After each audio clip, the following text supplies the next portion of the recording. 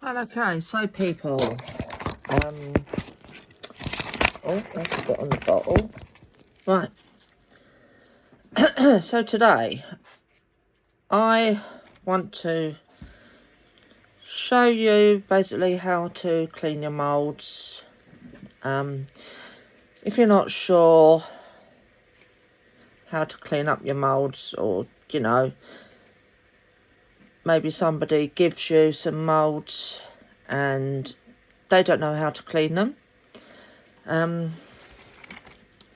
This is an example of a mould that I was actually gifted today. I already have one of these. It's actually queuing some coasters at the moment. But this was a lot worse than I'm showing you now. It was literally... I'm not being funny or anything, but it was literally caked in bits of resin like that when I got it. And I just want to show you basically a very simple way to clean off such things like this. Now obviously with the bigger parts of resin, bigger pieces of resin even, sometimes even the smaller pieces, you could just pick them out and, you know, your mould will be good for use again. And, you know, like, if you look after your moulds are going to look after you. And I'm going to show you how we'll get rid of that in this middle cup here. How we'll get rid of all this like bronzy stuff and old bits of resin and that kind of thing. Right, so first thing that this, yeah, I actually learned this off of another person. Some people say yes, some people say no, but you know, it's totally up to you what you use to clean your moulds. But if you can get mould cleaner and stuff like that, but I prefer a simple pack of baby wipes. What's it going to cost you? About £1, maybe £1.50 thereabouts for a good sized pack of baby wipes. And these are lightly fragranced ones, but you can get non-fragranced, whatever takes your fancy really. And all I'm going to do is just gently wipe the cup down like I'm putting it through the washing machine, or not the washing machine, but you know, say I'm putting it through I've said that because I've got the washing machine on the background. But no, say if you'd like just washing your dishes or something like that, basically just, you know, a little bit light, and then you'll see all the mess begin to come off.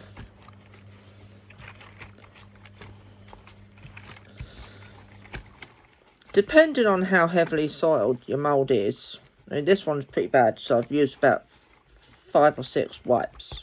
So it's really sort of like 1 wipe per cup, say.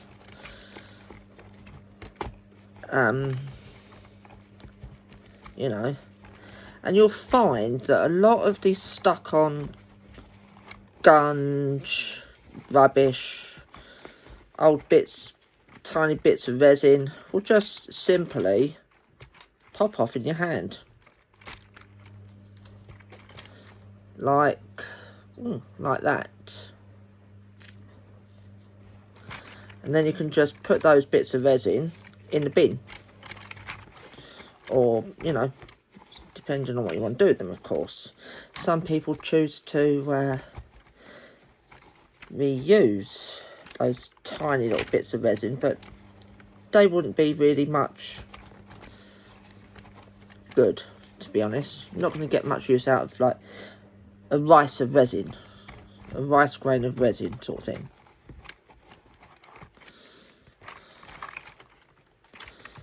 But you do have to, sometimes you have to turn the cups inside out, or your moulds even inside out. I've got this to do with a load of moulds that I've received today, so it's going to be fun how they come out. One of my friends has decided she's not going to do resin work anymore because she's finding that it's not working for her. So she said to me that I can have a load of like resin stuff like moulds and micas and pigments, you name it, she gave it to me pretty much, you know. I have a cat that's probably about to walk straight across my video in a minute because he wants attention. It's always away. You see that now is a pretty good, I'd say cleanish mould. Definitely able to reuse it.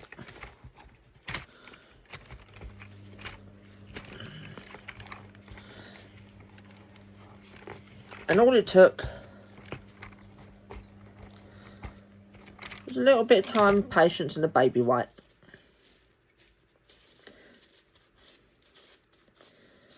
And a pair of gloves.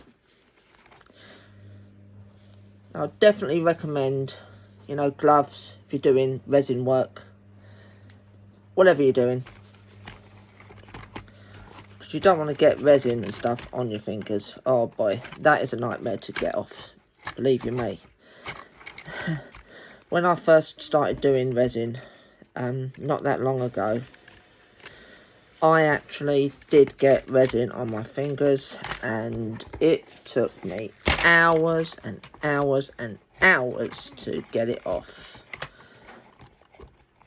No word of a lie, I thought, I'm not going to get this stuff off.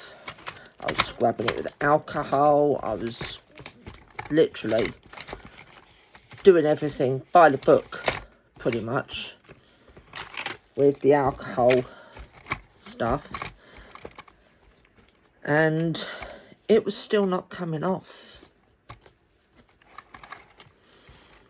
And then I learned gloves. Gloves are going to be your best friend. Because if anything, as well, wearing PPE when you're doing resin is a good idea. I'm lucky I've got quite well ventilated property to do it. I've got massive windows I can open, which, you know, sort of makes it nice and good, and you know, that kind of thing. Now this mould's not going to come up fabulous, but I don't think that's going to actually impact so much upon my creations, but we will see. But that is, don't know if you can see that, that's good as that's going to come up, but it's one hell of a lot better than it was. Time to swap for a new baby wipe.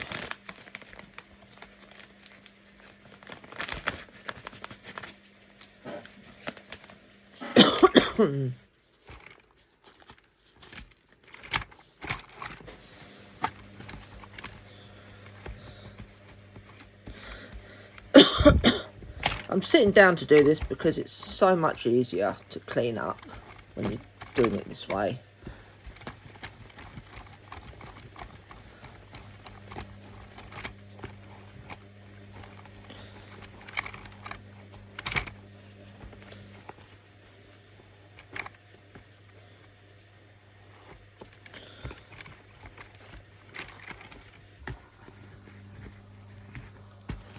I do have everything like the levelling table set up with all my resin supplies and everything else just over on the side over there.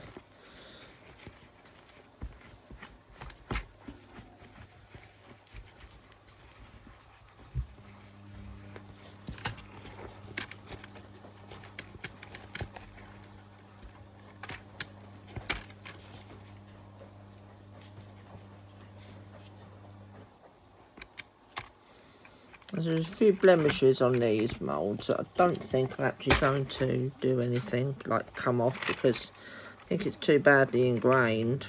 But that shouldn't be a problem. But that is as good as my mould's going to come up.